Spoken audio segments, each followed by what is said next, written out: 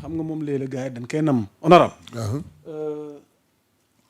conseil des ministres amul woon xëy na jot nañ xibaar waaw li am nañ xibaar li tax amul waaye am na tamit beneen polémique ñuy romandaat on va vers benn réaménagement du gouvernement nit ñi ngi njortu ndax Sonko dina des ba tey ndax dina continuer di cheminer ak ki nga xamante ne moom mooy le chef de l'État parce que le chef de l'État de l'autre côté gis nañ depuis un certain temps ñuy wax ni mi ngi amal ay audience nee nañ sax recevoir na Amadou Ba mi nga xam jamono yële nee nañ recevoir na Mouhamadou Mokhtar Cissé ak ñeneen nu mu tudd sax ki sant Bawaay te mu nekkoon fi tam ministre finance ak budget à part Amadou Ba keneen ki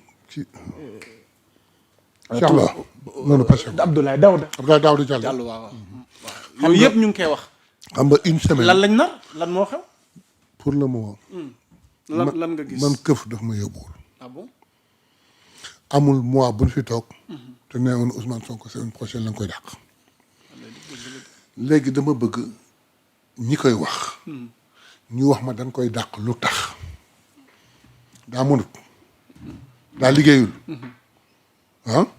dafa bloqué président dafa entravé liggéeyam mais dañ koy dàq lu tax deuxièmement ñoom xamuñu son utilité dans le gouvernement il le cherche même pas Ousmane moo téye Sénégal notoriété moo téye réew mi sànq suñu départ waxtaan maa ngi naan la ñoom ñaar kenn ku ci nekk am nga ngoru bàyyi fait politique bi am nañu mais sur le plan gouvernemental na ku ne doxam kuy jëkk a lâché c'est la question que je me posais tey jii Diomaye su bëggoon dàq Ousmane Sonko il n'a pas d'explication à donner su ko neexee mu def ko mais il aura besoin Sénégalais yi ils auront besoin de savoir lu tax ndax Ousmane dafa liggéeyul pour mettre kii on suppose Amadou Ba Amadou Ba bi le président Diomaye politiquement taxaw wax ni Amadou Ba est pire que Macky si j'avais à choisir entre Macky et Amadou Ba Macky laa choisir kooku lay yootal on a parlé de beaucoup d'affaires yoo xam ni le ministre des finances mënu ci génn le ministre du budget mënu ci génn nga ñëw bëgg jël ministre des finances ministre du budget parmi ñu ñuy cité ni recevoir leen kenn rek laa xam ni barawul lu mu ci mën a wax muy Cissé mais à part Cissé Abdoulaye Daouda Diallo suma rakk la mais bari na yoo xam ne suñ koy wax mën nañ ci tax mën na ci donc en fait nous nous sommes battus pendant 10 ans ñëw ñu bloqué suñu candidat notoriété am tax mu désigner nit ku bokkoon ci ñun te fidèle ñu def ko président xeex ak système bi ba am loolu tey il nous fait revenir le système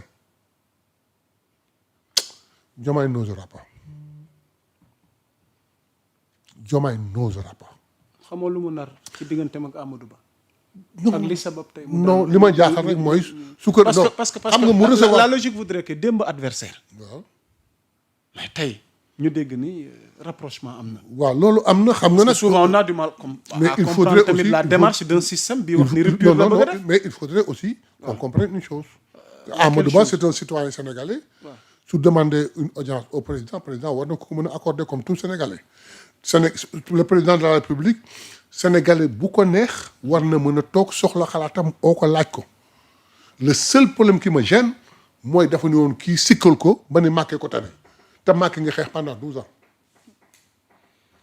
loolu rek ma ci jaaxal pendant 10 ans Macky nga xeex ni Macky ko tane gisuma lu war tax mu lay wax ni dama la bëgg gis nga ne ko kaay gisuma lu war tax nga ne ko kaay ma gis la loolu rek kay sam problème mais j'espère que osé wul di jël suñu primature di ko jox Amadou Ba encore moins Daouda Diallo si c'est fait si c'est fait on va constater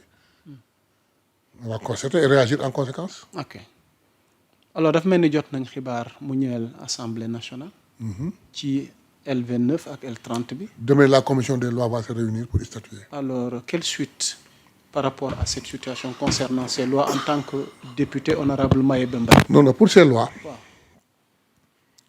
je vous avais dit dans une émission ci koor gi que liggéeyoon nañ ci ba mu jeex il faudrait que nous comprenions bien le mbir.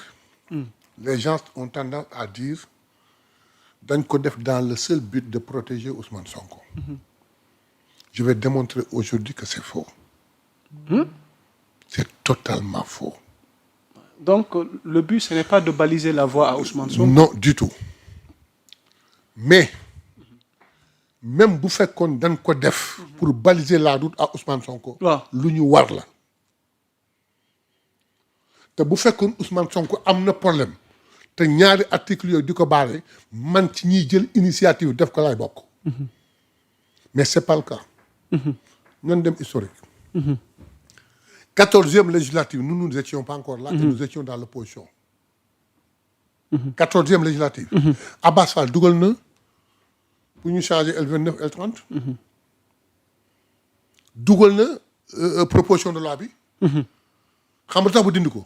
Ousmane Sonko ne ko hey léegi daal da nga dugal pour modifier l'article L29 L30. man ma nekk ak samay nawle si tu le fais c'est comme si tu l'avais fait pour moi seul.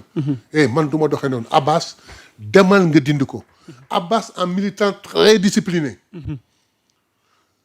discipline am àgg na ci Abbas mu wóor leen Ndakaar ñoo koy gagné ñoo ko moom. te kenn gënu la yow mi borom Ndakaar nga jël maire de Dakar mun la noo dégage et laisse partie mi passer. Sans tambour ni trompette, Abbas a exécuté pour te montrer que Abbas ni mu fidèle.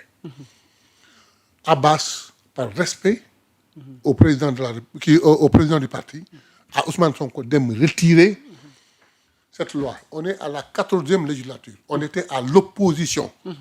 Et amul woon problème de candidature ni pour Ousmane ni pour quelqu'un d'autre. Légui, Guy Marius Sagna ni Abbas fu sa affaire toll mënu ko retirer naa ko. Pourquoi mu wax ko que Guy dem jël ko introduire ko. ñu ngi 14e législature. Guy introduire ko. ba Ousmane Sonko sax amul lu ko ci yekkul. dama naa wax na ko sax nettal ko démb dans une émission. léegi ñun on est arrivé.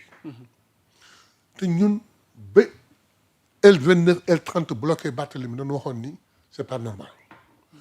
bi mu bloqué Wade non bi mu bloqué Wade bi mu bloqué Wade dañ ne woon c'est pas normal bi mu bloqué Khalifa dañ ne woon c'est pas normal lii bu ñëwee day dañ ñu ñëw di ko dindi ñu ne àndoo dindiwu leen ko lu dul seen leader a tax donc mais ñun nous avons travaillé de façon à ce que benn Sénégalais article boobu dootul la xañ say droits civiques à moins que le juge prononcé ko biñ ko defaree liggéey ci ba pare expertiser ko avec des experts ba mu leer nañ ñu war normalement dans le premier jour de janvier ñu dugal introduire ko mais le président dans son discours du 31 décembre nous a fait comprendre que ni day dugal dans le premier trimestre toutes les réformes de la justice et cette loi électorale on s'est dit non on ne peut pas dugal ñaari article après loi bi ñëwaat ñuy voté waat. attendons de ñu recevoir loi bi. suñu demee ñu dem ci article yi xool si c'est conforme à ce que l'on veut. si c'est le cas fallait l'alhamdi. Au cas contraire nous avons des armes des instruments comme les amendements. On y mettra autant d'amendements pour le mettre en conformité avec ce que l'on veut. ñu xaar 3 mois. tey jii 4e mois baa ngi jeex ñëwul ñu introduire ko mais dem na ci moom. mu joxe avec mu dellusiwaat à l'Assemblée tey la conférence des présidents s'est réunie et a dit au président de la commission des lois dès demain cette commission bi nga xam ne ci laa bokk nous allons étudier profondément cette loi donc il n'y a aucun problème tout le monde en bénéficie tous les Sénégalais vont en bénéficier. blocage mënu ci am quoi. Ensuite Ousmane pourquoi les gens discutent sur l'éligibilité ou non d'Ousmane Sonko. Sa candidature fait débat. Ousmane Sonko a voté durant les élections présidentielles. Mais Ousmane Sonko xanaa nekkul woon suñu tête de liste bi ñu dem kii il a voté et il était élu. diggante bi lu fi xew. Pourquoi les gens se cantonnent? Parce qu'on veut nous faire comprendre que ni on peut trouver une solution pour l'empêcher. Ousmane sera le candidat de PASTEF. Je ne dis pas en 2019. En 2017, nous allons lui tordre le bras, il va aller se présenter à Ziguinchor. 2027 les élections locales il va se présenter à Ziguinchor. 2029 dinañ ko ñaan dinañ ko xoj dinañ ko sukk wax ni ko damay présenté wu rek pour lépp leer ci bopp nit ñi jàmmam. ok.